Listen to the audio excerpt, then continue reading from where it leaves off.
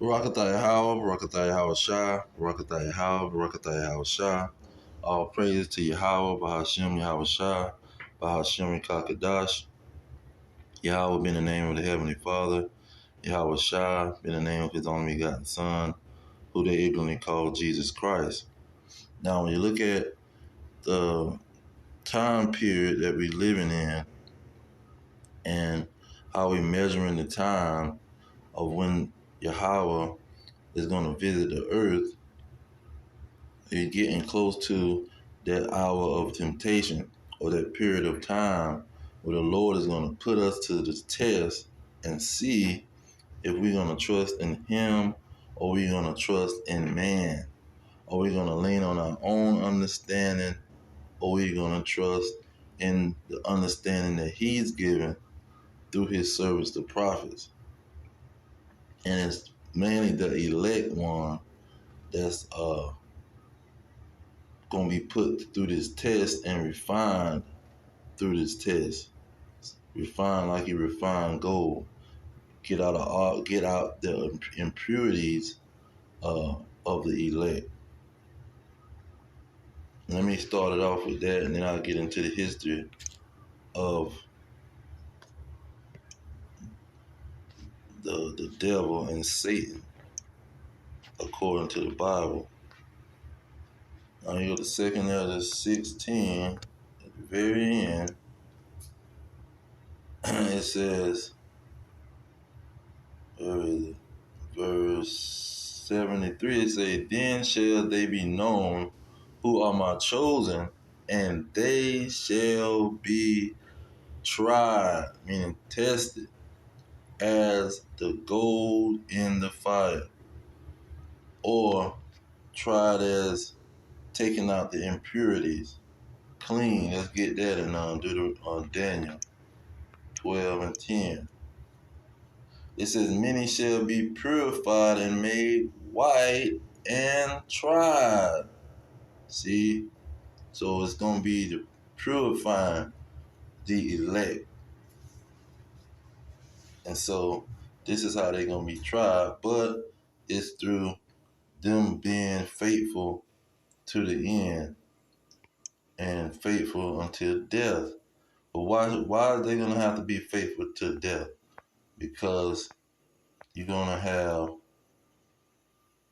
individuals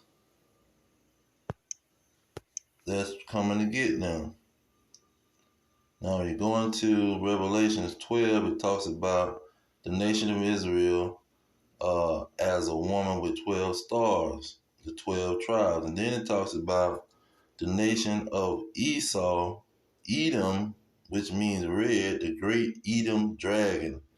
See, that had 10 horns of 10 kings.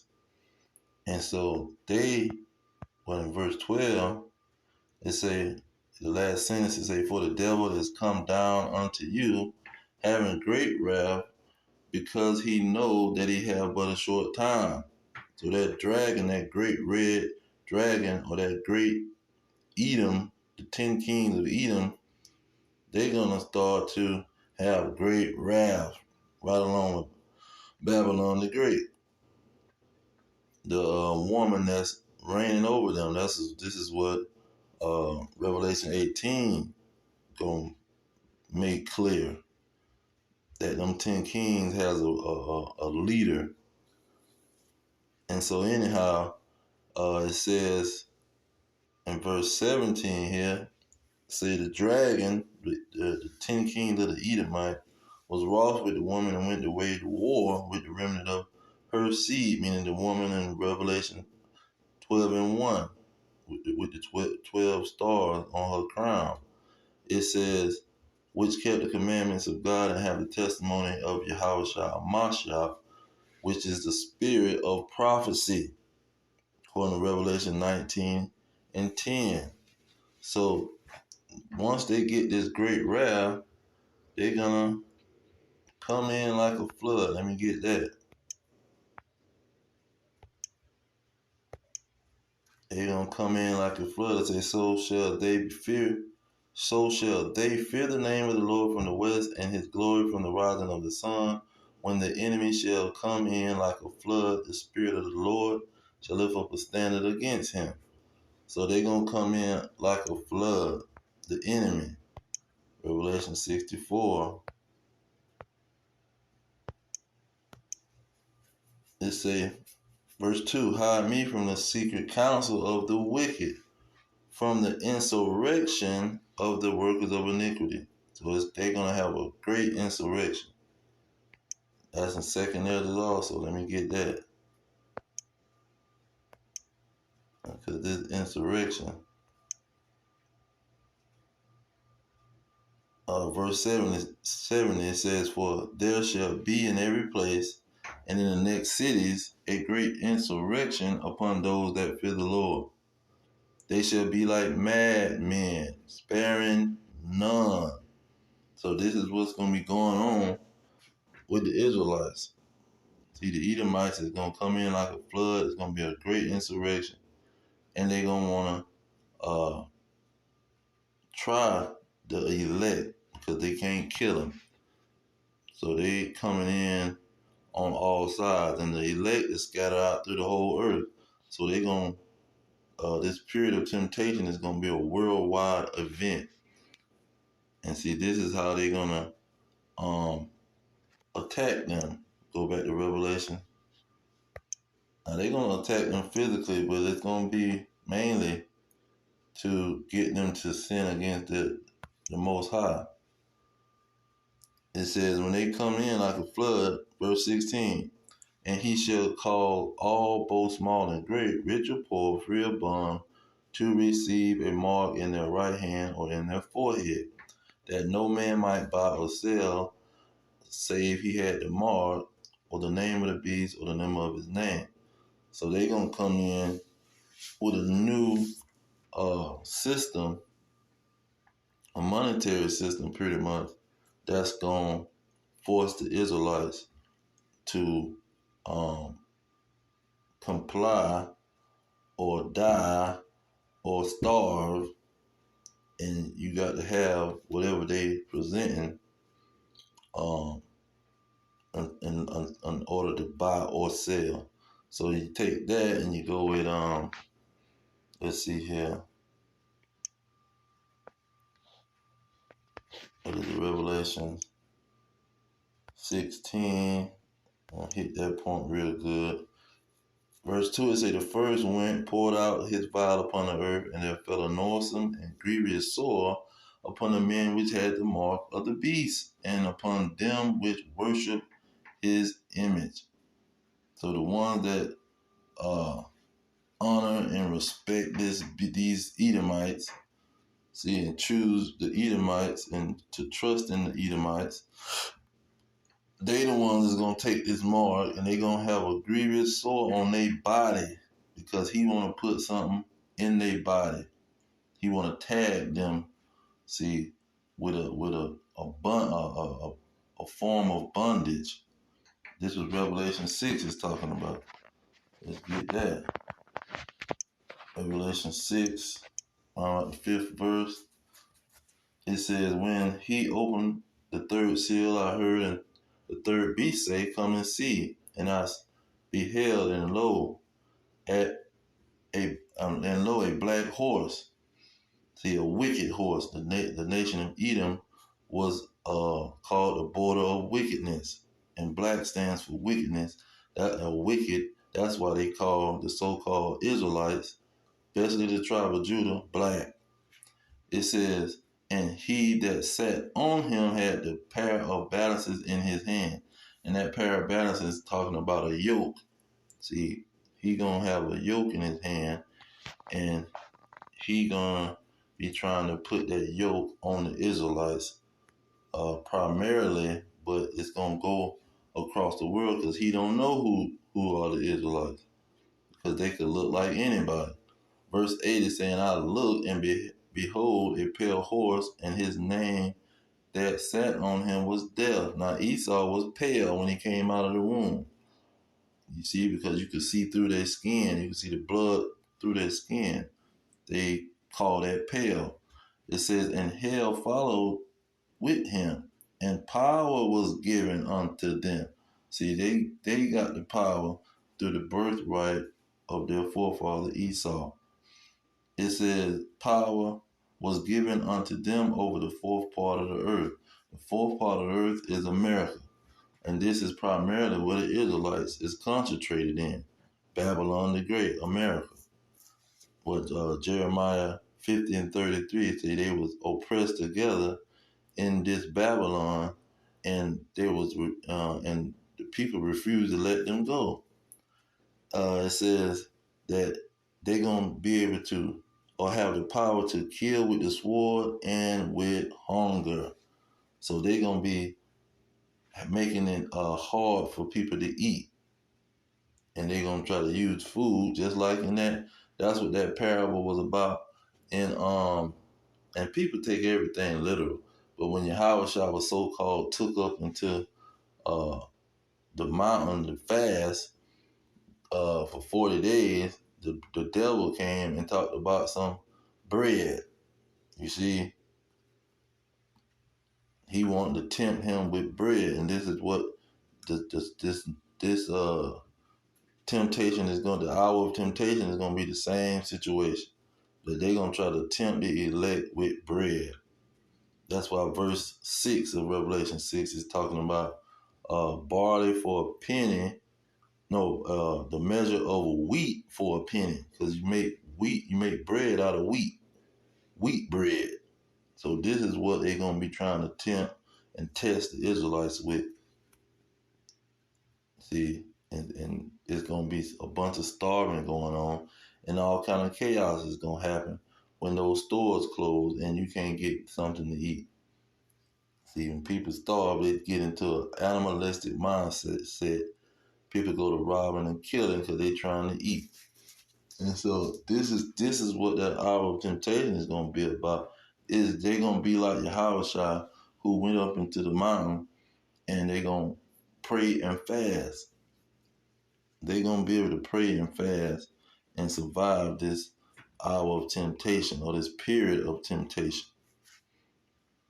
And so this is pretty much the time period that we're living in, but we see that it's going back to a certain family too. See, certain families have control over this situation. And these are what the 12 bloodlines, or the 13 bloodlines of the so-called Illuminati. And look at what Revelation 18 says, verse 23. Revelation chapter 18, verse 23. The last sentence, it say, for their merchants were the great men of the earth. So the great men of the earth are the ones who doing business. It say, for by their sorceries were all nations deceived. Because see, they gonna the great men is doing business, and they trying to orchestrate and set up a trap for the Israelites due to the so-called this new money system and tampering with the food and the drug. The Food and Drug Administration, that is a major what you call it, a criminal enterprise of these devils. Now when you go into what's the other one? Revelation 14 tells you the punishment. See, because this is why it's so powerful. They trying to tempt the elect, just like Yahushua, with some bread, and so trying to get them to take their mark, because if they fail the test, they gonna have a punishment. Verse 9 is saying, the third angel followed them, saying with a loud voice, if any man worship the beast and his image and receive his mark in their forehead or in his hand, the same shall drink the wine of the wrath of God, which is poured out without measure into the cup of his indignation, and he shall be tormented with fire and brimstone in the presence of the holy angels and in the presence of the Lamb. And it's telling you what kind of fire and brimstone, how that situation is going to happen. In the next chapter, in verse 2, it says, and I saw as it were a sea of glass mingled with fire. That's somebody standing in the air looking down through the sky, but they it's like they standing on glass because they can see through what they standing on. You see, so they gonna be in the sky standing, but they looking down, but it look like a sea of glass because you can see straight through it. It said, and them that had gotten the victory over the beast and over his image and over his mark and over the number of his name stand on the sea of glass, having the heart of God. See, in I'll be ready to curse out these Christians. See, they'll never break down this one. See, the Lord don't give them this type of revelation because they a bunch of heathens, and he putting blinders on them to even deal with that stupid philosophy of Christianity, and God lied about everything he said in the Old Testament. Pretty much that's what Christianity stands for. God lied about it. The whole Old Testament, he was telling a bunch of lies. Now, once the mark is that, so this tells you the mark is everything. The ones who gonna get the victory is you gonna have the mark. Now, what Yahweh shall say, you got to deal with that mark. Yahweh shall say in Matthew. I'm gonna get on the people that's running the situation too. Matthew 24:13. It says, "But he that shall endure to the end shall be saved." So you, the ones who know what to do when it comes to that mark, they gonna be saved, man. When I go into my darn it, I was trying to go into my picture gallery. Let's see if they let me do this without trying to stop my video.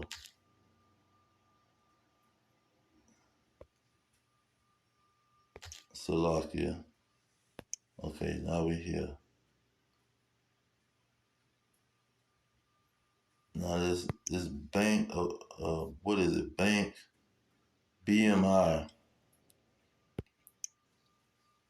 What did it say? Bank for International Settlement. This is the bank that the central banks of the world get their money from. See, this is the bank of the central banks. And when it was being created in 1930 during the Great Depression, guess who was on the scene and all of his workers was establishing the place? It said the men who founded B.I.S. were working for or with the house of the Rothschild when they founded the bank. The governors of the central banks, which became members of the B.I.S. board of directors, were working for or with the house of the Rothschild. Now, when you look at even the wars, see, they was funding both sides of World War One and World War Two. That let you know that but all the war, they was funding these both sides because this is where you get money to buy your weapons and your equipment and everything. This is how these wars was even making money. But while the countries was buying supplies for their army, the Rothschilds and the bank people is loaning them the money, so they getting interest and they making money. See, this is the way they making money because they loaning people money who want to go to war. So they starting the freaking war so they can make money. They trying to make money at the end of the day. They not thinking about all that crap that everybody else thinking about. Oh, my children got to go to war. They not thinking about that. See, they thinking about how we finna make us some money so we can never work a job. Which they'll never do that anyway because this is their blessing, and they the main ones receiving the blessing from Esau, who was the son of Isaac and the son of Abraham. So he got the lesser blessing because he begged and cried for it with tears, and he received the blessing. And these are the elite family members like Judah and Levi. They was the elite family members. Judah was the king tribe, and Levi was the priestly tribe. So them was like the elite family members of the Israelites. Same thing with the Edomites. Out of all the tribes and families of the Edomites, you had 13 of them, or you got 13 of them, that is establishing everything and controlling everything. So you got the Rothschild and a bunch of other ones that started the Federal Reserve, and they started the World Bank. They started the B.I.S. who fund all of this stuff. See, you got Bill Gates. He always involved because his daddy was close friends with the so-called Rothschild. See, and they probably was family because a lot of these people change their name and try to hide their identity, and they try to hide their involvement with the Rothschild because the Rothschild know how to operate. They already know what's being said about them, so they spreading their money and hiring people to start businesses and corporations. They've been doing this way back in the 1600, hiring people to pretty much spread out the wealth. And I might be saying wrong, 1800 something, before America was even established, they was on the move. And so, because he was a part of the original Illuminati group in 1775, so them jokers was already on, getting stuff going. But once America got going, then they money started to flow. And so, these are the individuals that's, once you see what they doing and how they moving, you understand what's going on with how they gonna try to bring this temptation. But it ain't just them, it's the Lord using them. See, it's the Lord at the end of the day. He using them to bring the 10-hour temptation to the Israelites and to the elect. Now they gonna pass the test. And some of them might be even put to death, but they gonna pass the test, and the 2/3 ain't gonna pass the test.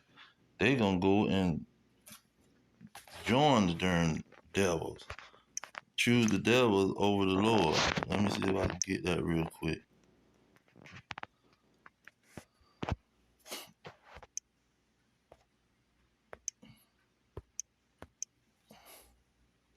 It says, and death shall be chosen rather than life by all the residue of them that remain of this evil family, which remain in all the places where I have driven them. See, the Israelites went into slavery out of their land. They the only nation that don't got no land. God gave all the nations their inheritance of land, and their peoples that stand in that region.